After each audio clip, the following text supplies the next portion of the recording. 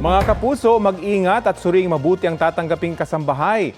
Sa Pasig, nahuli ka ang pagnanakaw ng mga cellphone at pera ng isang kasambahay na unang araw pa lang sa trabaho. Panoorin ang balitang hatid ni EJ Gomez para wag maging biktima. Kuha ang CCTV video na yan sa loob ng isang bahay sa Barangay Manggahan sa Pasig. Kita ang babaeng kasambahay na nagpapakain ng bata. Dinampot niya ang isang cellphone at ipinatong sa gilid ng mesa. Binulungan niya ang bata at inutusang umakyat sa second floor ng bahay. Sinundan niya ang bata.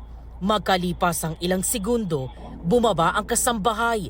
Sa likod ng pintuan, kinuha niya ang kanyang bag. Dinampot niya ang cellphone at ilang gamit sa mesa. Kinuha ang isa pang cellphone na nakapatong sa sofa at saka lumabas ng bahay. Sa isa pang CCTV, kita ang dahan-dahang pagbukas ng gate ng babae na naglakad palayo sa bahay. Makalipas ang ilang minuto, lumabas mula sa CR ang nanay ng bata. Napansin niyang wala na sa mesa ang kanyang cellphone. Natangay raw ang dalawang cellphone at isang wallet ayon sa biktimang si Claudette. Kasisimula lang daw sa trabaho ng babae na nagpakilalang Jean Ann Castro. Noon yung anak ko binobola-bola niya, sinabihan niya anak ko na umakyat ka sa taas magtago ka, gulatin mo si mami. Pagbaba niya, nagmadali siyang Abot daw sa mahigit 100,000 piso ang halaga ng mga ninakaw na cellphone, bukod pa sa wallet na may mahigit 100,000 pisong cash. Ginagamit ko yun for work.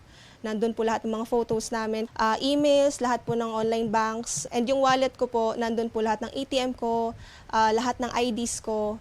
And meron ding around 1,500 na halaga or money. Ipinost ni Claudette ang insidente at CCTV sa social media.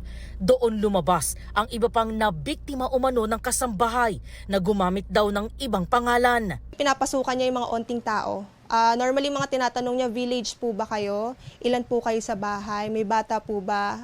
Ano po yung amo? Same day din pumapasok siya, bait-baitan, and then same day din ilang oras lang magnanakaw na siya. Inireport na ang insidente sa Pasig City Police at sa Barangay Manggahan. Hiling ko lang po ay makulong po talaga siya mahuli. Dito po talaga ako magsampa ng kaso po. Sa ating mga naghahanap po ng kasambahay, maghingi po tayo ng mga ID o kahit anong documents, barangay clearance or police clearance. Check natin kung yun to talaga ang kanyang pangalan o nagpapanggap lang po yung tao na yan. Huwag po tayo basta-basta agad maniwala po.